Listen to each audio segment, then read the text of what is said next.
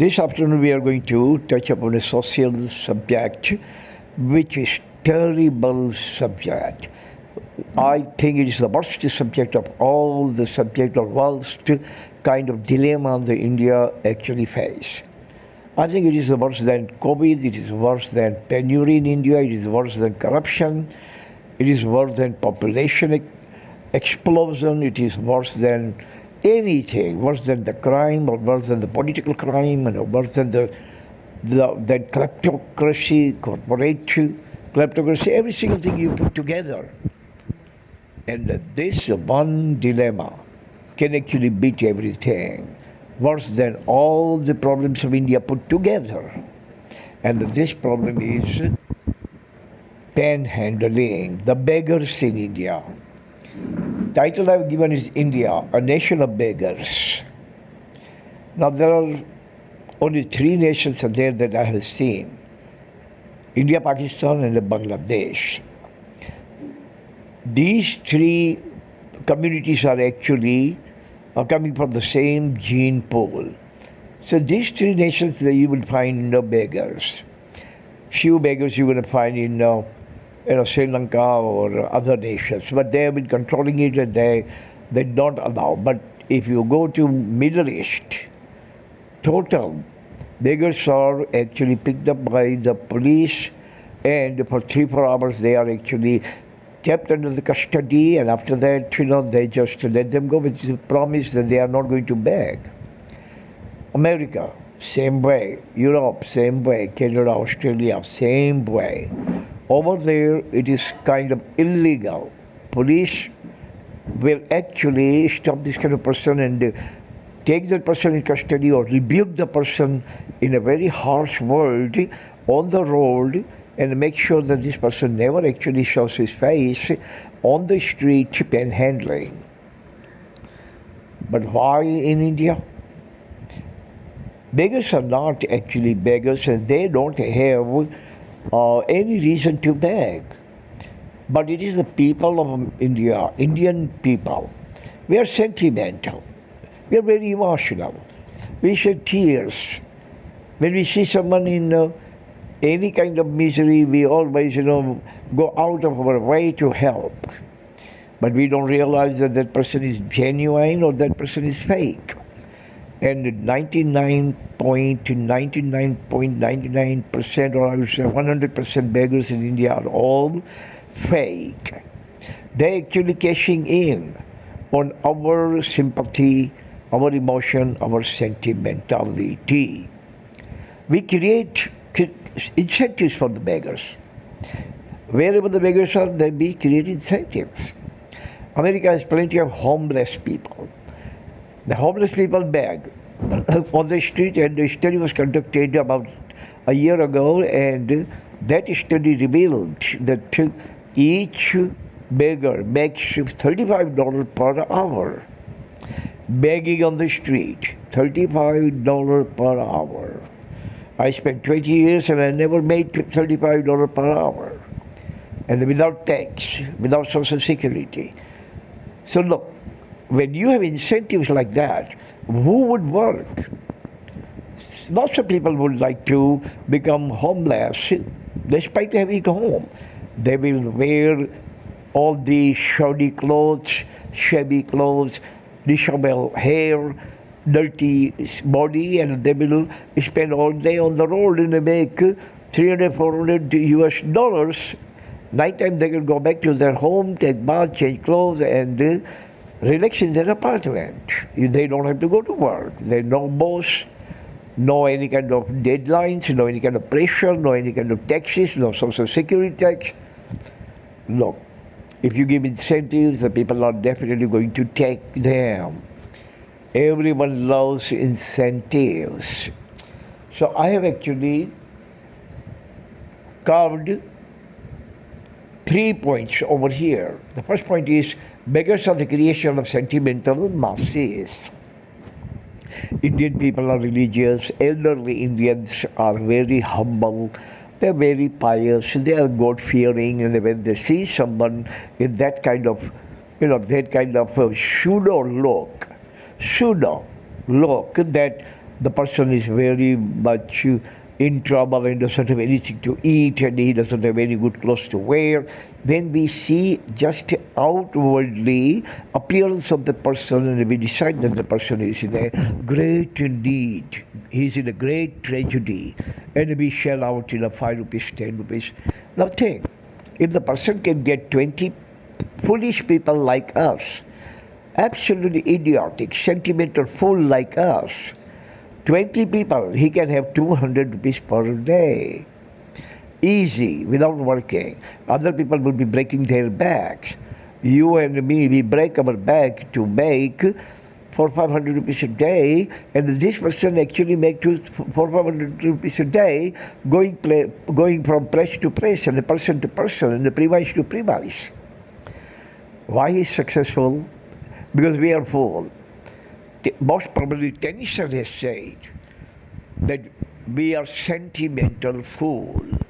These people actually blackmail our emotion, blackmail our sentimentality, blackmail our sympathy, and blackmail our religiosity, blackmail our faith, blackmail our conviction.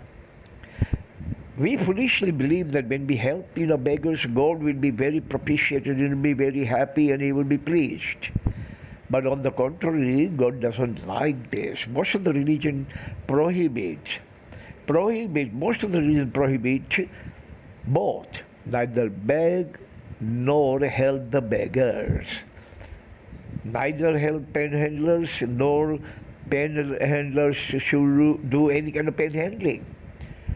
It prohibited in every religion to both of them, those who give money to beggars and those people who actually beg money from others.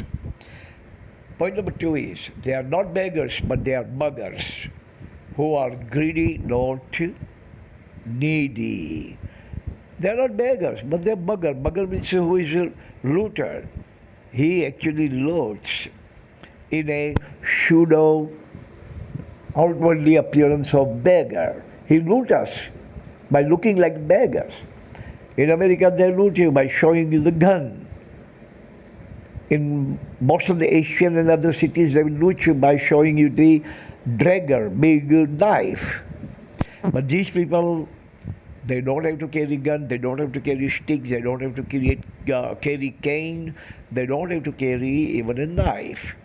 All they have to do is look dirty, wear dirty clothes, have a dirty hair, dirty hands, dirty body, and facial expression of a beggar, very miserable person, this kind of expression. And we are taken for a ride. We are taken for a fool. We give away 10, 15, 20, sometimes 50 rupees to a person and we feel, oh, I did a great thing today, I'm very satisfied. I helped that beggar 50 rupees. You don't know that you did not help the beggar. You helped the beggar to spend money on any kind of addiction. Smoking, tea, gutkas, even alcohol. Yes, most of the beggars should drink alcohol. Point number 3. Beggars are four-way peril. They destroy the society 4 different ways. That is why Socrates has said, I think, so I live. And we are the society where we don't think, but still we live haphazardly. First one is loss of productivity. Millions of beggars, they are able, capable, viable, and vibrant people who are begging on the street. They are healthier than you and me. We should actually stop giving them any kind of beggary, giving them any kind of alms, giving any kind of panhandling, and force them to starve to death. Force them to go hungry for days. Finally, they are going to find the work. So this is a loss of productivity for the nation.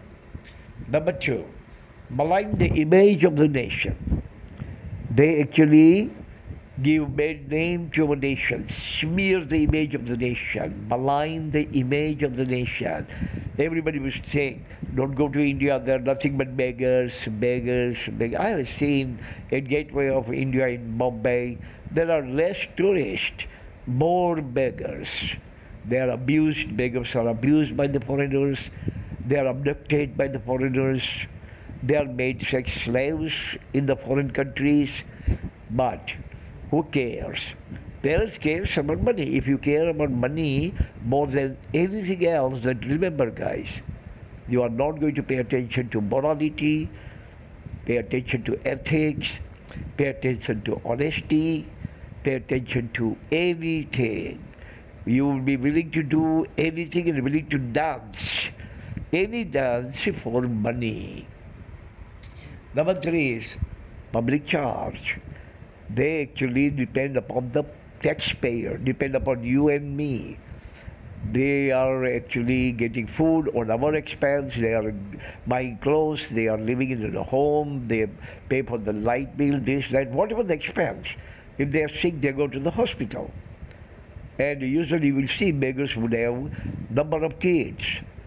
So they all use maternity service provided by the government, but government provides every single thing on our taxes. More these people are going to consume, more government is going to tax us. More taxes will be levied on us. So we actually pay their every need. Number four, no nation can afford millions of beggars hither and thither.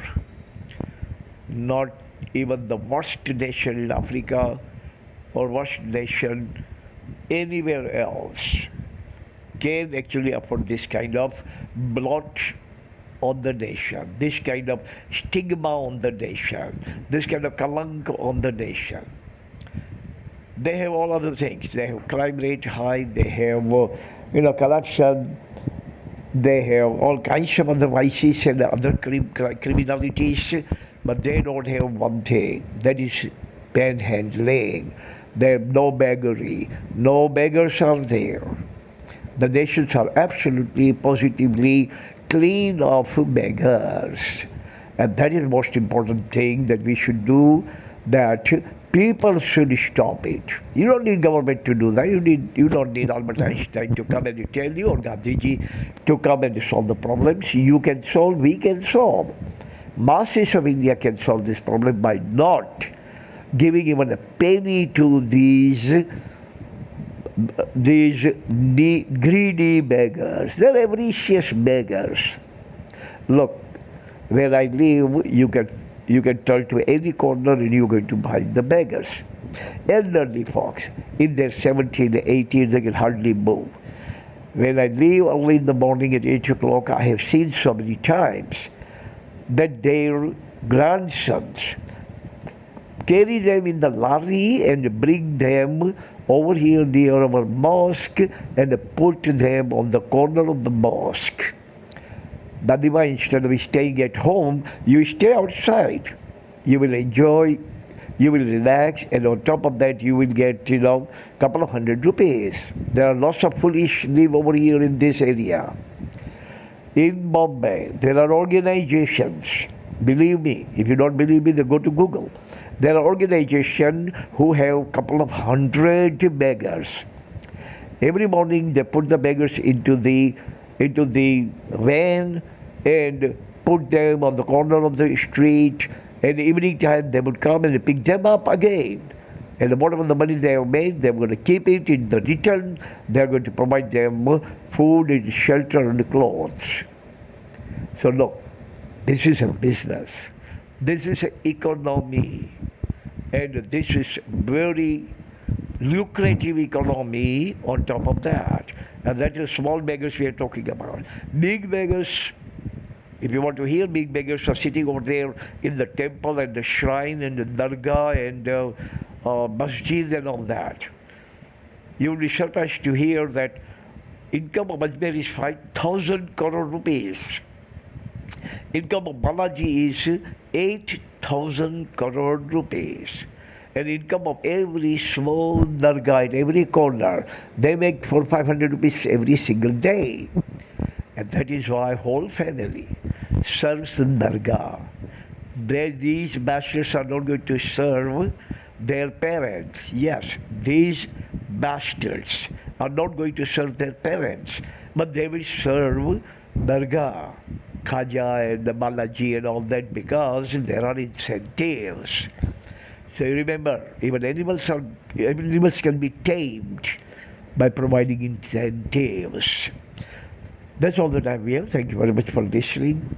God bless everyone on this planet and give every one of us proper, judicious wisdom.